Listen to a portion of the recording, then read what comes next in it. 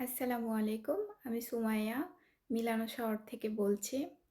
TMM এর সাথে আমার ১ম পথ চলা হয় পাতেন্তার মাধ্যমে এবং সেখানে আমি যখন ভর্তি হই তখন তারা যেরকম বলেছিল যে আপনি যদি চেষ্টা করেন তাহলে আপনি খুব তাড়াতাড়ি পাতেন্তা পেয়ে যাবেন এবং আলহামদুলিল্লাহ আমি খুব তাড়াতাড়ি থিওরি পাস করি।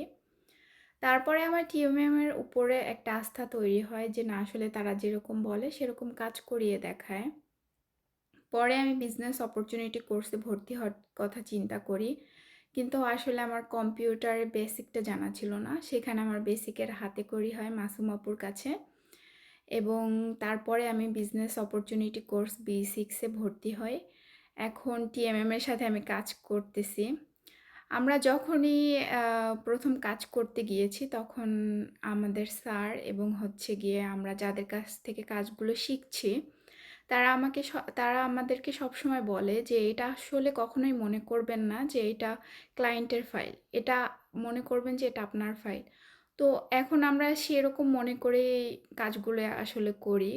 আর একটা কথা না বললেই নয় যে আসলে আমি আমার একটা ছোট বেবি নিয়ে বাসায় বসে কাজগুলো করতে পারতেছি। আসলে এরকম একটা অপরচুনিটি আ আমি জানি না কোথাও দেওয়া সম্ভব হবে কিনা। কিন্তু টিএমএম আমাদের মেয়েদেরকে এরকম ঘরে বসে কাজ করার সুযোগ সুবিধা করে দিয়েছে।